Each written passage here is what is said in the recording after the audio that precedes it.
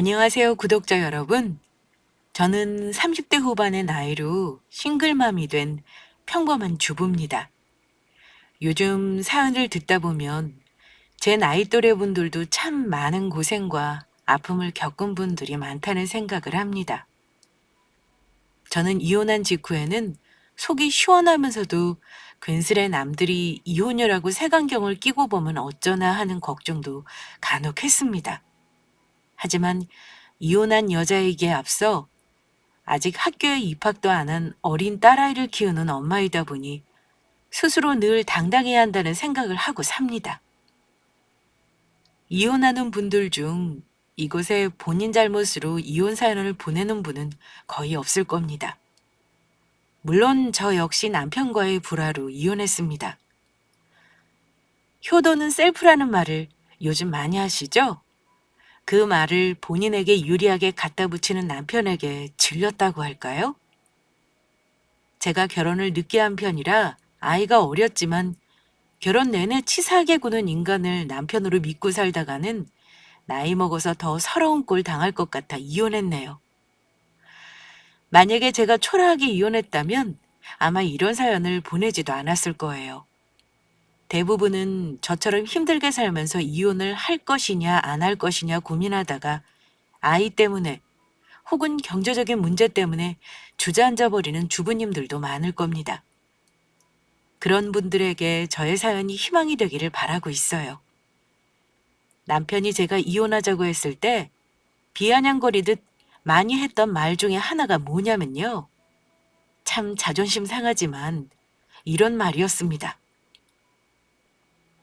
뭐? 이혼하자고? 웃기고 있네. 네가 과연 이혼할 용기가 있을까? 그럼 우리 연지는 어쩌고? 네가 돈 좀 번다고 기고만장하는가 본데 세상이 이혼이한테 그리 호락호락하지가 않아. 아직 당해보지 않았으니 알 리가 없지. 여자가 혼자 애 키우는 건 또 어떻고. 나는 우리 딸이 개무시당하면서 크는 꼴은 절대 못 봐. 너는 네 딸도 너처럼 살길 바라는 거냐? 제가 아이 때문에 이혼을 망설일 거라고 생각했는지 남편은 여자의 약한 마음을 이용하더라고요.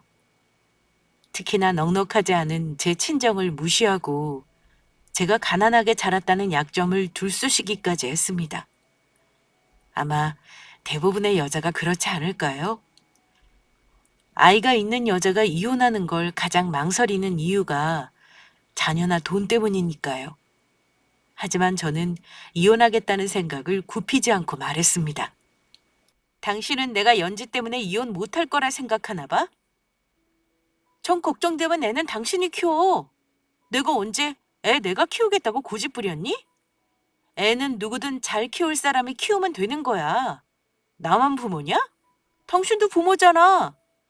이혼하고 당신 혼자 홀가분하게 살면 솔직히 당신 입장에서는 더 좋은 거 아닌가? 나도 당신 혼자 홀가분하게 사는 꼴은 보기 싫거든. 그러니까 우리 연지는 당신이 키워. 알겠니? 저는 애를 남편더러 키우라고 강하게 나갔습니다. 저는 뻔히 알고 있었어요. 남편 놈 성격에 절대로 우리 딸을 키우지 못한다는 걸요.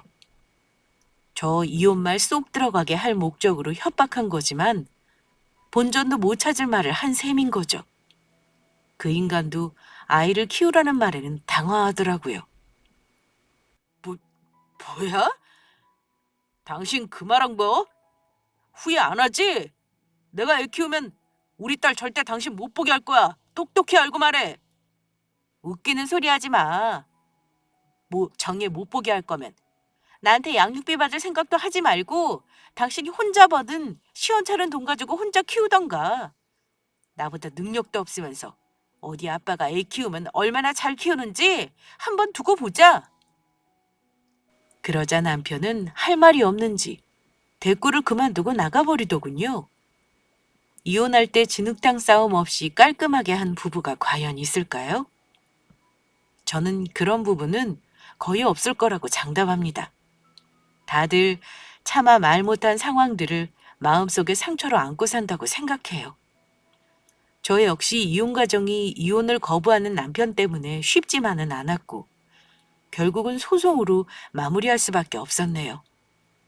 저 이혼하고 나서 가장 속상해한 사람은 이혼 당사자인 제가 아니라 사실 우리 친정엄마였습니다. 아빠는 저 첫아이 낳는 거 보고 얼마 안 되어 일찍 돌아가셨고 친정엄마 혼자 계셨는데 저 형편 피는 거 보면서 늘 기뻐하셨어요. 그런데 난데없이 이혼하겠다고 결정하니까 처음에는 아이가 있으니 참으라고 말리시기도 했어요. 부부 사이의 일을 저는 한 번도 엄마에게 곧이곧대로 말한 적이 없었으니 엄마는 아마 제가 별탈 없이 남편과 결혼 생활을 유지했다고 생각하셨을 겁니다. 이혼할 때 돼서야 그동안 제가 어떤 취급을 받았는지, 왜 이혼하는지 얘기하니 엄마가 마음 아파하시며 남편 욕을 그렇게나 하시더라고요. 결혼해서는 너 하고 싶은 거 하고 사는 줄 알았더니 김서방이 너를 그런 식으로 대한 줄은 몰랐다. 엄마한테 왜 친작은 말을 안 한 거야? 그랬으면 엄마가 너더러 참고 살라고 했을 것 같니? 그때는 이혼 고비만 하고 있어서 말 못했어요. 부부싸움하는 거 엄마한테 말하면 마음 아플 거 아니야. 가뜩이나 엄마도 힘든데 그러기 싫었어요. 그 시간에 내 사업 신경 쓰고 돈 버는 게 중요했으니까요. 어쨌든 이제는 걱정하지 마요, 엄마. 마음 정리도 다 됐고 엄마 딸 혼자 얼마든지 잘 먹고 잘 살 능력 있으니까. 엄마는 어린 시절부터 저에게 못해준 것만 있는 데다 결혼할 때도 남들처럼 못해보낸다고 너무 가슴 아파하셨던 분입니다. 그러니 어린 딸까지 있는데 이혼한다고 하니 억장이 무너지셨겠죠. 엄마 입장에서 딸에게 이혼하라고 자신 있게 말 못하는 이유도 넉넉지 못한 친정엄마 사정도 한몫했을 겁니다. 지금은 엄마와 같이 살고 있습니다만 그때만 해도 친정엄마 사는 게 그다지 여유롭지는 않았어요. 막 제가 수입이 늘어날 때라 그때는 엄마를 경제적으로 책임질 여력이 되지 않았습니다. 이곳의 사연 듣다 보면 좋은 환경, 좋은 부모 밑에서 자라 유복한 분들도 참 많더라고요. 하지만 제가 살아온 삶은 그리 녹록지가 않았습니다. 솔직히 말해 평범보다 못한 집안에서 어린 시절을 보냈어요. 성장하는 동안 우리 집이 가난하다는 걸 늘 비교당하며 살았고 사춘기 때 한창 예민한 시기에도 부모님께 사고 싶은 거나 하고 싶은 게 있어도 말 한 번 못한 정도였다고 이해하시면 됩니다. 아빠가 저 고등학교 때 막노동 일 하시다가 낙상하시는 바람에 장애를 얻으셨고 그 이후로는 거의 엄마가 생계를 책임지다시피 하셨습니다. 부모님 삶이 너무 고되다 보니 차마 고등학교 졸업하고 대학 가고 싶다는 말이 안 나왔습니다. 성적이 좋은 편이었지만 등록금이 너무 비싸 결국 돈 벌어서 나중에 가자는 결심을 하고 취업을 선택했습니다. 부모님은 안타까워하시면서도 제가 돈 번다는 선택을 말리지 못하는 현실을 너무 괴로워하셨던 기억이 나네요. 우리 딸 많이 서운하지?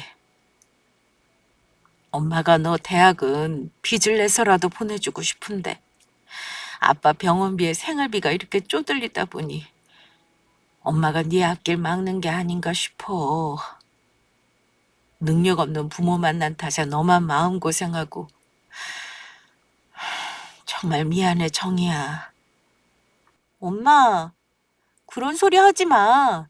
공부는 언제든 할 수 있고 대학도 언제든 가면 되는 거야. 일단 우리 집 힘든 거부터 해결해야지. 엄마가 몸 아픈데 내가 지금 대학 간다고 마음이 편하겠어요? 우리 윤상이는 나보다 훨씬 공부 잘하니까 잘 되는 놈을 대학 보내는 게 맞지. 내가 윤성이 대학은 꼭 보낼 테니까 엄마 너무 마음 쓰지 마요. 부모님은 당신들의 탓을 하며 제 인생에 도움이 되지 못해 미안하다고 눈물을 흘리셨는데 저는 고등학교만 나와도 성공할 수 있으니 지켜봐 달라고 위로와 자신 있는 딸의 모습을 보여드렸습니다. 소위 말하는 K장녀가 바로 저였거든요. 그렇게 시작한 일이 중소기업의 격리였어요. 취업 준비를 위해 미리 컴퓨터 관련 자격증도 따놓았고, 실업계 고등학교였지만 학업 성적도 좋았던 저는 어렵지 않게 취업에 성공했습니다.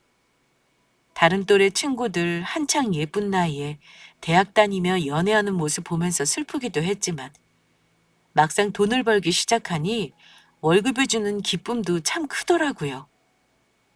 저는 그렇게 이른 나이부터 돈 버느라고 다른 곳에 관심을 둘 틈이 없었습니다.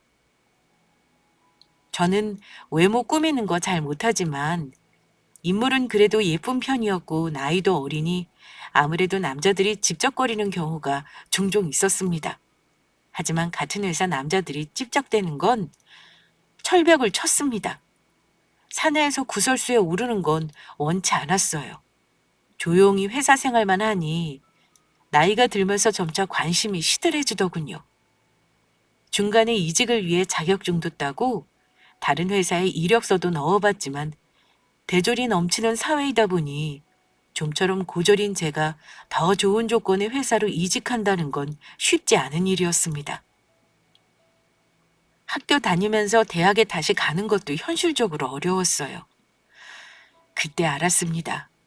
공부도 다 때가 있다는 말이 무슨 말인지를요.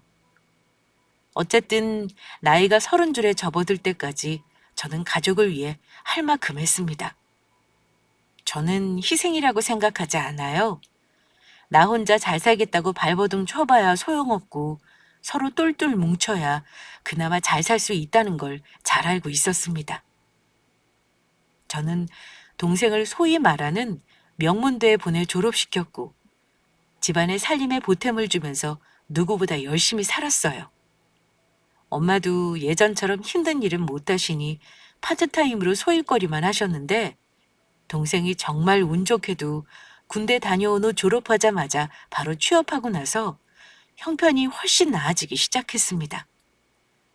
엄마는 한창 좋은 나이인 20대에 남자 한 번 만나는 일 없이 사는 저를 보고 마음 아파하셨어요.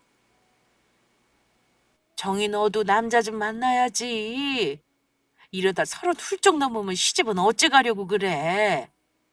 남자도 이놈 저놈 만나봐야 보는 눈이 생기는 건데 젊은 나이에 뭐 어떠냐. 데이트도 하고 그래봐. 네가 너무 애쓰고 사는 것 같아서 엄마가 마음이 아파서 그래. 엄마, 내가 때 되면 엄마가 만나지 말라고 해도 만날 거야. 그 전에 내가 목표한 것까지는 다 이루고 싶어. 그리고 엄마가 몰라서 그러는데 나 좋다는 남자들 몇 번 만나보기도 했어. 다 내 눈에는 안 차더라. 그래? 하긴 똘똘하고 야무진 네 성에 차는 남자가 아마 흔치는 않을 거야. 어쨌든 엄마 말 명심해. 네가 이러는 게 우리가 워낙 힘들게 살아서인 거니까 엄마가 마음 아파서 그래. 엄마가 굳이 걱정해주지 않아도 사실 저 좋다는 남자들 몇 번 만나는 봤지만 다 잘 되지는 않았어요. 그즈음 저는 회사에서 10년 동안 근무하면서 연차가 쌓이며 격리 업무가 아닌 대절 직원들이 근무하는 홍보팀이나 기획실에서도 인정받고 일하는 짬이 되었습니다. 마침 같은 팀의 저보다 2살 어린 여자 대리님이 소개해준 회사에 자주 온다는 거래처 직원을 소개받았는데요. 그 사람이 바로 전 남편이었습니다. 남편은 어엿한 대기업 계열사에 다니는 사람이었어요. 궁합도 안 본다는 4살 차이에 둘 다 결혼 정년기이다 보니 가벼운 마음으로 만나지는 않았습니다. 저는 평범한 집안에서 크고 대학도 나오고 직업도 멀쩡한 남편이 굳이 왜 저에게 관심을 가지나 궁금했는데요. 남편이 그 당시 저와 데이트하면서 자주 하는 말 중에 하나가 있었습니다. 정희 너는 다른 여자들이랑은 좀 다른 것 같아. 나도 많이 만나본 건 아니지만 다른 애들은 남자한테 바라는 게 많거든? 근데 너는 되게 독립적이야. 결혼하면 일 그만두고 취직하고 싶다는 여자들이 천지인데 너는 계속 직장 생활할 거라며. 그 점이 마음에 쏙 들어. 내가 벌이가 되니까 결혼해도 먹고 사는데 지장은 없어도 딱 그뿐이거든. 빨리 부자 되려면 조금이라도 벌 수 있을 때 둘이 바짝 버는 게 좋지 않겠어?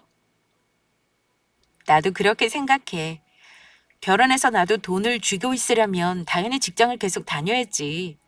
나는 우리 엄마 생활비도 동생이랑 같이 보태드려야 돼서 직장 관둘 생각 전혀 없어. 그래, 맞아. 나도 우리 부모님 용돈은 드려야 하거든. 내가 장남이라 어깨가 무지 무거워. 우리 부모님은 나이도 많으시거든. 자기랑 나랑 둘이 벌면 양가 부모님 용돈도 두둑하게 드릴 수 있겠네. 물론 내가 많이 벌긴 하지만 결혼하면 똑같이 드리긴 해야겠지. 워낙 어릴 때부터 돈을 벌고 독립적이었던 저를 남편은 진작에 간파하고 있었어요. 이때 여자를 도구로 생각했던 남자의 치졸함을 알아챘어야 하는데 그러질 못했습니다. 남편은 여자가 소위 말하는 취집을 하는 걸 싫어했습니다. 여자가 결혼하고 집에서 애 키우고 살림하는 건 절대 노는 일이 아님에도 집에서 놀고 먹는다고 생각하는 사람이었던 거죠. 안타깝게도 그 사실을 저는 연애하는 동안은 몰랐어요. 남편이 제가 다른 여자와 달리 독립적이고 경제적으로 능력이 있다는 걸 좋아한다니 괜히 으쓱하기까지 했습니다. 그만큼 제가 남자 못 만나본 쑥맥이라 뭘 몰랐던 거죠. 하지만 결혼 전 연애할 때는 대부분의 남자가 그렇듯 저를 함부로 대하는 일은 없었습니다. 남편이 결혼하자는 말도 먼저 했어요. 제가 남자나 결혼에 목매는 스타일이 아니라서 그런가 오히려 남편이 더 잘해줬던 것 같아요. 연애는 3년 가까이 했지만 결혼 준비가 덜 됐다고 생각한 제가 결혼 시기를 미루다가 제가 목표한 돈을 모으고 나서야 결혼을 결심하게 되었습니다. 나름 아들에게 기대하는 게 많아 보였던 시어머니는 기왕이면 대학도 좋은 데 나오고 집안도 좋은 여자를 며느리로 드리고 싶은 욕심은 있으셨던 것 같아요. 저 인사 갔을 때 그다지 친절하지는 않으셨던 기억이 납니다. 하지만 제가 모은 돈이 아들보다 많다는 걸 듣고 나서는 바로 태도를 바꾸시긴 했어요. 남편 집은 원래 형편이 어렵지 않다고 하는데 하필 그중 시아버지가 건강이 안 좋아지시면서 가세가 많이 기울었다고 들었습니다. 그래서 아들 결혼하는데 전셋거리 하나 못 얻어줄 것 같다고 많이 미안해 하셨습니다. 둘이 머리를 맞대고 고민한 끝에 서로 모아놓은 돈을 대출받아 겨우 전세 한 칸 마련했고 살림은 거의 제가 장만했습니다. 우리 엄마도 사위 욕심이 왜 없으셨겠어요? 기왕이면 야무진 딸이 집 한 칸 해온다는 남자와 결혼하길 바라셨겠지만 그래도 엄마는 제가 고른 남편감이니 무조건 믿는다는 말만 하셨습니다. 그렇게 저는 34살 나이에 유부녀가 되었습니다. 저는 결혼만 하면 둘이 핑크빛 미래만 펼쳐질 줄 알았습니다. 돈을 같이 버니 2배로 더 모일 거라 기대도 많이 했고요. 주변에서 듣기로는 경제권도 보통은 여자가 가지고 남편에게 용돈을 준다고 들었습니다. 그래야 돈 흐름이 보이고 저축도 많이 할 것 같았습니다. 그런데 남편은 유독 돈 문제만큼은 양보하지 않았어요. 각자 보니까 각자 관리하기를 바랐고 저는 남편이 됐든 제가 됐든 한 사람이 관리하기를 원했습니다. 두 사람 수입을 알아서 관리하자니. 다른 집들은 한 명이 관리하고 남편은 대부분 용돈 받아 쓰던데. 우리도 그렇게 하면 안 돼? 당신 알다시피 나 돈 허투루 쓰는 거 엄청 싫어해. 내가 잘 관리해 볼 테니까 하나로 합쳐서 관리하자. 당신도 총각대랑 똑같이 살 거면 결혼은 뭐하러 했어? 그냥 혼자 돈 쓰면서 살고 말지. 당신 뜻은 알겠는데 나도 프라이버시가 있잖아. 서로 경제권은 터치 안 했으면 좋겠어. 내 친구들 보면 집에서 마누라한테 용돈 타서 쓰고 나와서 술도 한 번 못 하더라. 아니 서로 돈 벌면서 왜 각자가 쓰고 싶은 돈을 못 써야 하는 건데. 우리 버는 돈에서 같이 공동생활비 내고 그 돈에서 충분히 모을 수 있어. 남편은 좀처럼 저에게 경제권을 주지 않았습니다. 저도 싫다는 사람과 굳이 싸우기 싫었어요. 대신 생활비 통장에서 나가는 돈은 같이 관리하기로 했어요. 매달 양가 부모님 용돈과 각자 공과금 생활비 등을 체크카드로 만들어 생활했습니다. 남편은 원래 아이 갖는 것도 그다지 원하지 않았어요. 우리 목표는 3년 안에 내 집 마련하는 거로 하자. 그때까지는 아이 갖는 것도 미뤘으면 하는데 어때? 당신 생각도 나랑 같지? 남편은 제 생각도 본인과 같을 거라 생각하는 듯 했지만 저는 달랐습니다. 34 나이도 노산인데 3년 뒤면 임신이 한 번에 된다는 보장도 없었고요. 3년? 그럼 내 나이가 몇인 줄 알아? 지금 나도 우리 적지 않은 나이인데 당신은 40 넘어서 애 아빠 되고 싶은 거야? 가난한 부모보다는 나이 많고 여유로운 부모가 더 나아. 당신 애만 낳아놓고 하고 싶은 것도 못 해주면 그게 부모야? 준비되었을 때 가지려고만 하면 다 방법이 있어. 아기는 저 혼자 좋다고 낳을 수 있는 건 아니잖아요. 남편 생각이 마음에 들지는 않았지만 남편 뜻을 따르기로 했는데요. 참, 인생이 계획대로 흘러가지만은 않는 게요. 갑작스레 예상치 않았던 아이가 들어서는 바람에 남편 계획은 차질을 빚게 되었습니다. 들어선 아이를 없앨 수는 없는 일이니 어쩌겠어요. 남편은 여러 가지 생각이 많아 보였습니다. 아마 책임감 때문에 그러려니 짐작만 할 뿐이었습니다. 충분히 기뻐하지 않는다는 게 지금 생각하면 참 우리 딸에게 미안한 일로 남아있긴 합니다. 그런데 아이가 생기면서 남편과 사이에 조금씩 금이 간다는 걸 느꼈습니다. 특히 제가 임신하고 나서도 회사에서 계속 일을 할 수 있는지에 대해 민감했어요. 툭하면 저에게 확인을 하곤 했습니다. 여보, 당신 애 낳고 나서도 직장 계속 다닐 수 있는 거지? 요즘은 육아휴직 같은 거 법적으로 보장해 준다더라. 당신 정규직이니까 당사자가 그만두지 않는 한 잘릴 일은 없을 거잖아. 무슨 그런 걱정을 해? 나 이 회사에 10년 넘게 일했어. 내가 그만두지 않는 이상 그럴 일 없으니까 제발 쓸데없는 걱정하지 마. 그리고 나는 육아휴직 안 할 거야. 3개월 출산휴가만 내고 일할 생각이야. 그래? 그렇다면 다행이고. 암튼 우리 계획 차질 생긴 거니까 최대한 당신도 출산하고 쉴 때 쓸 돈 모아놔 우리. 그땐 어쩐지 남편의 말이 야속하게 느껴졌습니다. 마음이 불안했던 저는 임신 중에도 저는 악착같이 일을 쉬지 않고 돈을 모았습니다. 혹시 무슨 일이 있을지 모르니 어떻게든 여윳돈을 들고 있으려고 부른 배를 잡고 야근을 하기도 했어요. 주변에서 저보고 당장 애 낳을 것 같다며 불안해할 정도였습니다. 그런데 30 중반이 다 된 나이에 임신이어서 그런지 여기저기 안 아픈 곳이 없었습니다. 설상가상 임신 중기에 임신 중독증까지 걸리면서 생각보다 육아휴직을 앞당겨 쉬어야 했어요. 임신 후반부에는 자궁경부 무력증 때문에 거의 병원에서 누워서 지냈고 정말 힘들게 아이를 제왕절개로 낳았습니다. 원래 계획은 출산휴가 3개월만 쓸 생각이었어요. 친정엄마가 가까운 곳에 사시는지라 엄마 도움을 받으며 엄마에게 아기 봐주는 비용도 드릴 생각이었습니다. 하지만 그건 역시 제 마음대로 되는 게 아니더라고요.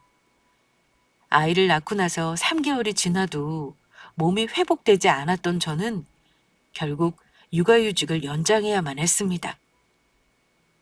남편은 제가 멀쩡해 보인다면서 일을 하는 게 어떻겠냐고 권유했는데요. 친정엄마가 그 말 듣고 엄청 노발대발하셨어요. 자네는 내 딸이 애 낳고 몸 망가진 거 안 보이는 건가? 아니 아무리 돈 버는 게 중요하다지만 애 엄마 건강이 중요한 거지. 자네 몸 아니라고 그러면 쓰나? 여자가 애 낳고 나면 얼마나 몸이 축나는 줄 알아?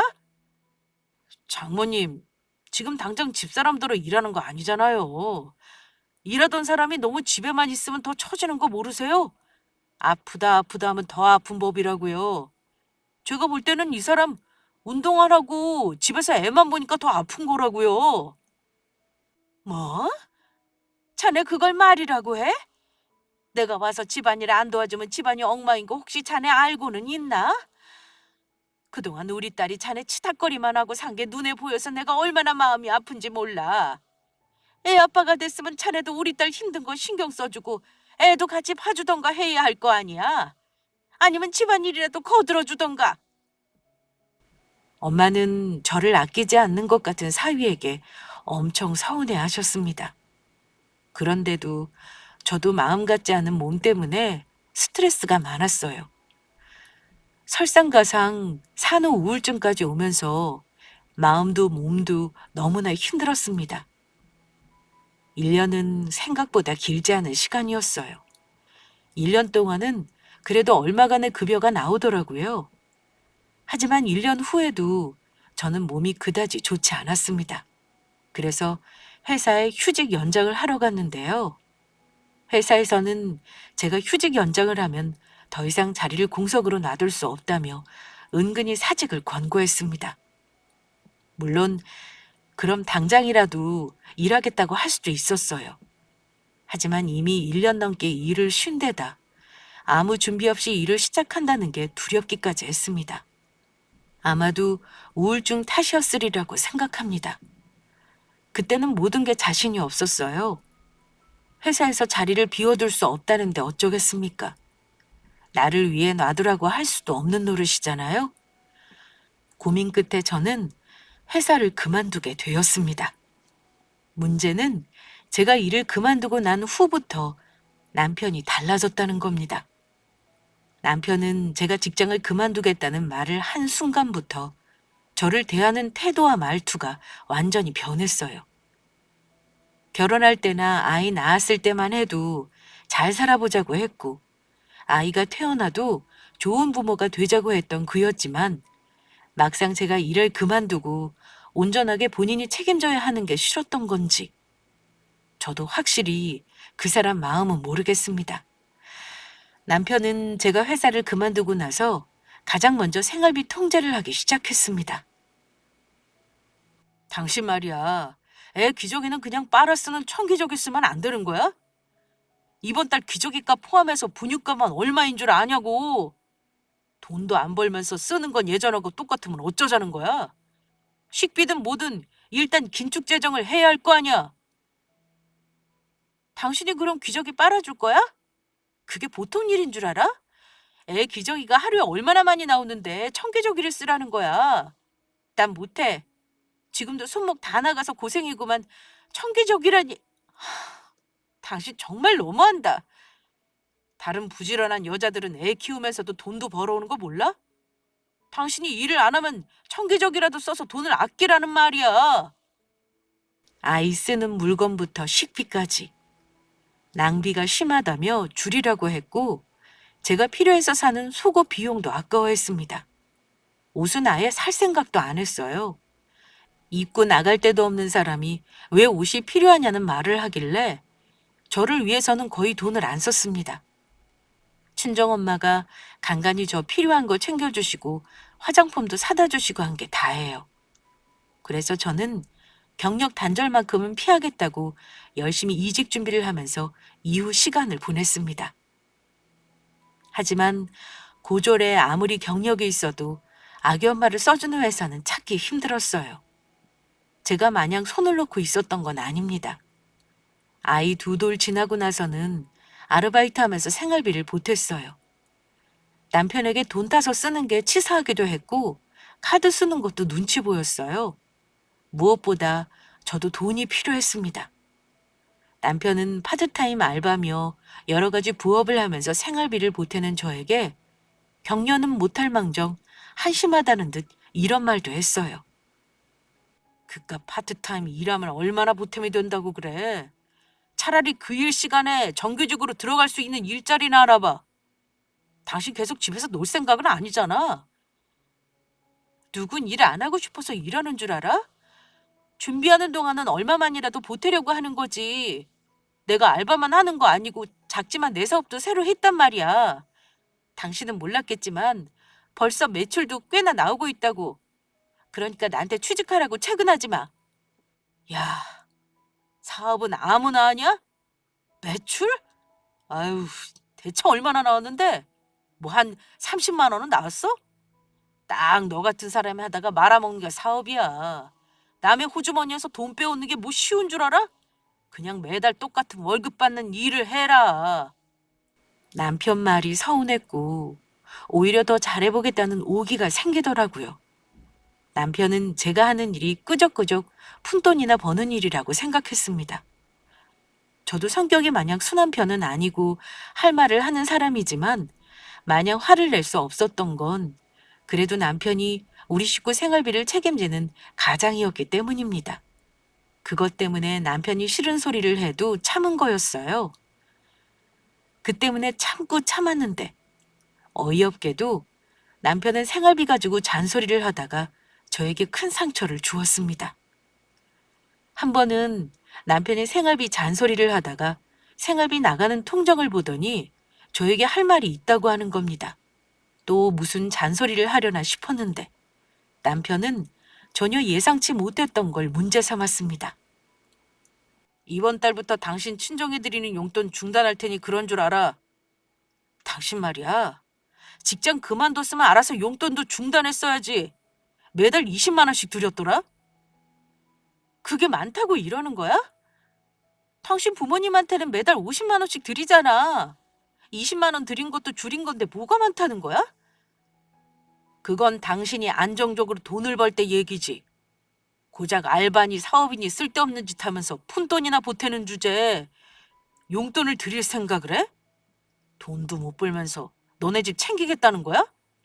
나도 우리 부모님 50씩 드리던 거 30으로 줄였어. 근데 너는 돈 안 버니까 안 드리는 게 맞지? 당신 진짜 웃긴다. 내가 회사 다닐 때는 용돈 더 드려도 별말 안 하더니 사람이 너무 치사하네.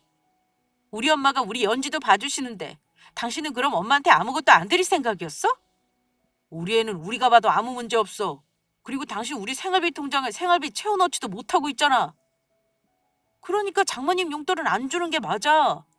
상황이 변했으면 변한 대로 해야 순리지. 애 봐주시는 건 당신이 버는 돈으로 드려. 내가 봐달라고 한 거 아니잖아. 꼬우면 당신이 나가서 나만큼 벌어 오던가. 전 너무 황당하고 어이가 없었습니다. 당신 정말 너무 치졸하다. 그러니까 당신 논리는 내가 돈을 안 버니 친정도 챙길 자격이 없다 이거네? 우리 엄마가 집에서 애는 거저로 보는 줄 아니? 제발 한 번이라도 집안일 도와주고 애나 한번 봐주고 말해. 정 우리 엄마 용돈 주는 게 싫으면 당신 부모님 드리는 돈도 줄여. 하지만 남편은 끝까지 자기 생각을 굽히지 않았습니다. 지금 네가 나한테 큰 소리 칠 상황이 되냐? 열심히 돈 벌어와서 너네 부모님 용돈 드리자고 큰 돈 쓰는 거 난 용납 못해. 정 장모님 용돈 드리고 싶으면 예전처럼 꼬박꼬박 생활비 통장에 돈 채워놔라. 살면서 서럽다는 감정을 남편에게서 느끼게 될 줄은 꿈에도 몰랐습니다. 정말 살면서 한 번도 느껴보지 못한 감정을 이렇게 남편이라는 사람에게서 느끼게 될 줄은 몰랐어요. 남편과 냉전 중에도 아기를 보면 내가 왜 이 사람과 결혼해 애까지 낳았는지 후회도 많이 했어요. 불쌍한 아이는 아무 죄도 없는데 말이죠. 엄마는 그달부터 용돈이 들어오지 않으니 뭔가 우리 부부 사이에 일이 생겼다는 걸 눈치채셨던 것 같습니다. 조심스레 무슨 일이 있었는지 물으셨어요. 예, 청이야. 너 혹시 김서방이랑 무슨 일이 있었니? 엄마가 너 좋아하는 반찬 좀 해놓을까? 아님 너 나가서 바람 좀 쐬고 올래? 엄마가 연지 늦게까지 봐줄 수 있어. 아니야, 엄마. 나 오늘 주문이 좀 밀려서 업무를 좀 봐야 하니까 우리 연지만 조금 봐주세요. 그래? 무슨 일이든 엄마랑 상의할 거 있으면 감추지 말고 말해야 한다. 너 힘든 거 말 안 해도 엄마가 다 알아. 그래도 너는 연지 엄마잖니. 그러니까 아이 생각해서 참고 또 참자. 응? 엄마는 더 묻지는 않았지만 저도 모르게 서러움이 폭발해 눈물을 뚝뚝 흘리고 말았습니다. 아무 말 없이 저를 달래주시면서도 아무것도 묻지 않으셨어요. 한바탕 엄마 무릎을 베고 눈물바람을 하고 나서 저는 반드시 남편보다는 더 돈을 벌겠다고 결심했습니다. 사실 저는 파트타임 알바를 하면서도 집에서 아이를 보면서 할 수 있는 일을 가리지 않고 찾아서 했어요. 제가 느끼기에는 오히려 회사에서 일할 때보다 배우는 게 많을 정도였습니다. 그러다가 우연한 기회로 여성 창업센터에서 여성 창업주들과의 대화를 할 기회가 있었는데요. 전혀 새로운 세상이 보이더라고요.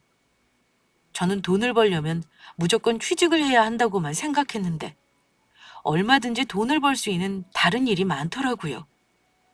그래서 시작한 일이 바로 지금까지 하고 있는 유아아동복과 유아용품 관련 사업입니다. 남편에게 보란 듯이 사업으로 돈을 번다는 걸 보여주고 싶었던 저는 밤잠 줄여가며 관련 분야 책을 수십 권 도포하고 온라인 홈페이지부터 만들기 시작했습니다. 그리고 마케팅에 돈을 써가며 한동안 집중한 결과 드디어 매출이 조금씩 나기 시작했어요. 물론 처음에는 많은 돈은 아니었습니다. 파트타임 알바로 받는 돈보다 적었지만 저의 노력으로 매출이 나기 시작했다는 게 너무 신기하고 즐거웠어요. 점점 매출이 늘며 성장하는 와중에 남편이 우리 친정엄마 용돈 고작 20만 원 아깝다며 중단하겠다는 말을 한 거였습니다. 제가 사업에 집중할 수 있게 육아에 도움을 준 건 남편이 아니라 엄마였는데 말이죠. 저는 남편에게 적잖이 충격을 받았습니다.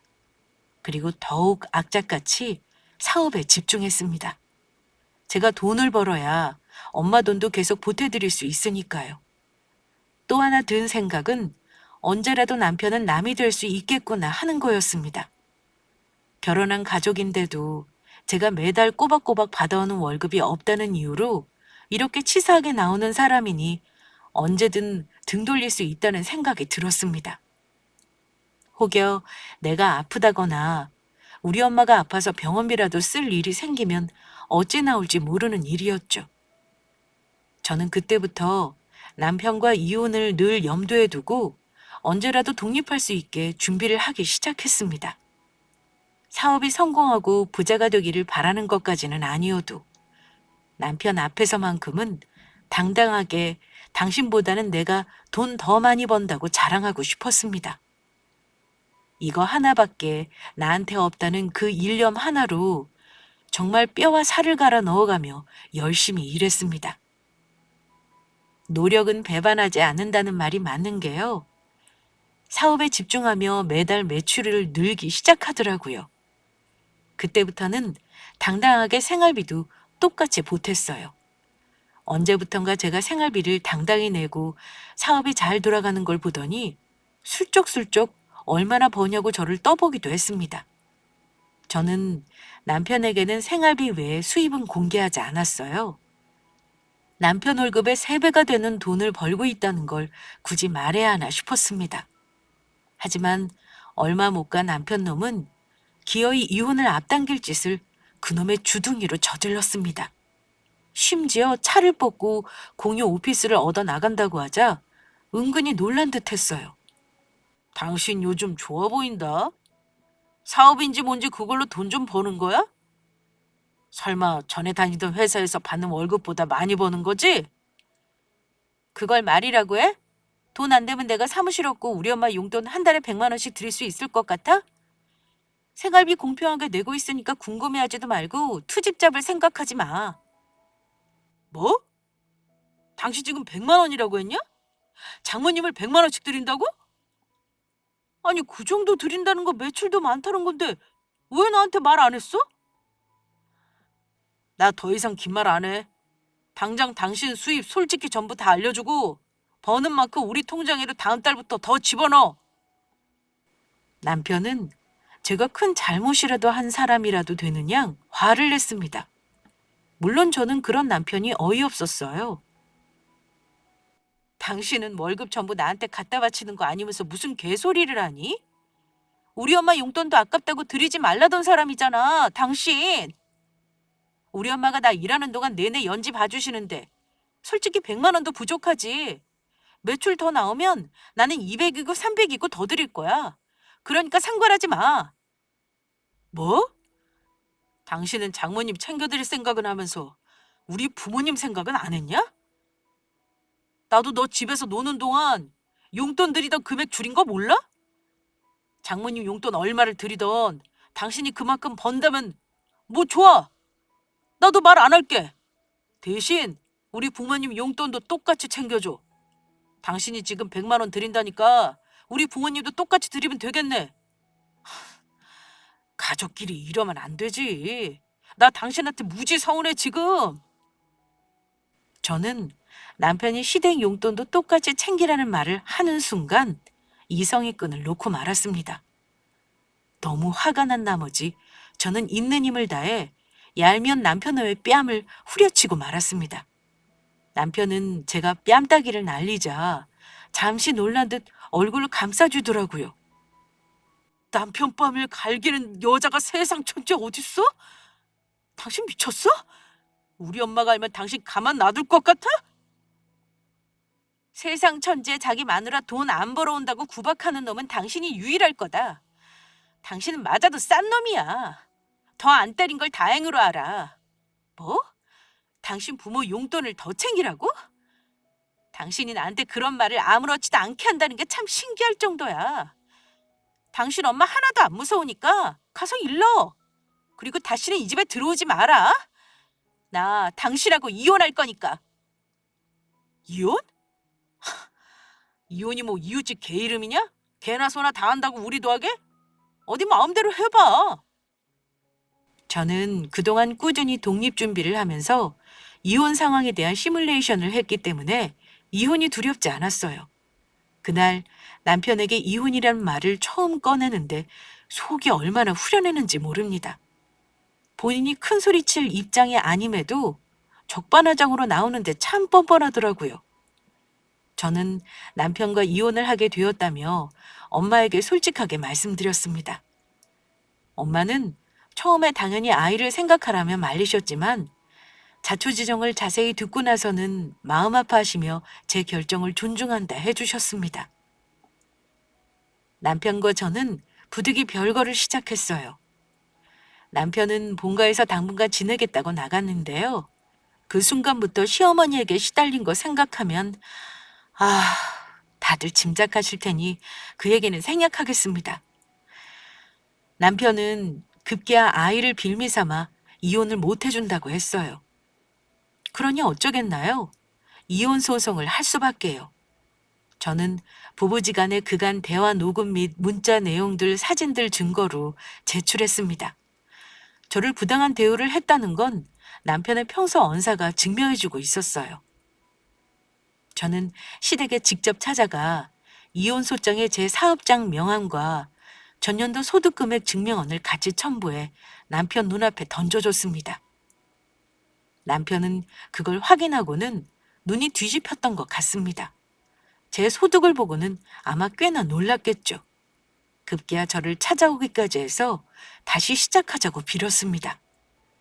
제가 바란 건 싹싹 비는 남편을 내치는 거였기에 눈물까지 흘리며 잘해보자는 남편에게 마지막 일침을 날리고 쫓아버렸어요. 내가 당신보다 돈 훨씬 잘 버는 거 봤지? 그러니까 우리 딸은 당신보다는 내가 키우는 게 낫겠네. 당신이 여자가 무슨 사업이냐고 개무시했던 거 나 다 기억하고 있거든? 내가 당신보다 더 번다니까 이제 아차 싶니? 설마 내가 소송까지 할 줄은 몰랐나 본데 그동안 당신이 나 개무시하고 치사하게 굴었던 거 어디 고스란히 법정 가서 변명해봐. 판사가 누구 편 드나 한번 두고 보자. 몇 번 더 찾아왔지만 엄마에게 몇 번 문전박대를 당하더니 결국 이혼을 받아들이더라고요. 남편과의 소송으로 이혼하며 그동안 일군 얼마 안 되는 재산도 전부 나눠 가졌습니다. 집은 계약자가 제 이름이라 남편이 보탠 5천만 원만 돌려주기로 했어요. 양육비도 받기로 했고요. 그렇게 남편과는 3년 3개월간의 결혼 생활을 마쳤습니다. 기혼 여성분들은 배우자와 살면서 마냥 좋은 일만 있지 않다는 건 다 아시죠? 하지만 적어도 무시당하면서는 살지 말라고 하고 싶어요. 제가 그랬던 것처럼 돈으로 무시당하는 일은 더 없었으면 좋겠습니다. 여자는 아이를 낳고 보통 저처럼 일을 그만두게 되면 주저앉아 버리는 경우가 많다고 하죠. 하지만 절대 자신을 포기하지 마시고 노력하시면 어디서든 무시당하지 않을 만큼 잘 살 수 있다는 걸 꼭 말씀드리고 싶습니다. 설사 이혼을 한다 해도 혼자 먹고 살 만한 경제력이 있으면 누구보다 행복할 수 있다는 걸 말입니다. 그럼 여기서 제 이야기를 마무리하며 오늘도 행복으로 가득한 하루가 되시길 바라겠습니다. 감사합니다.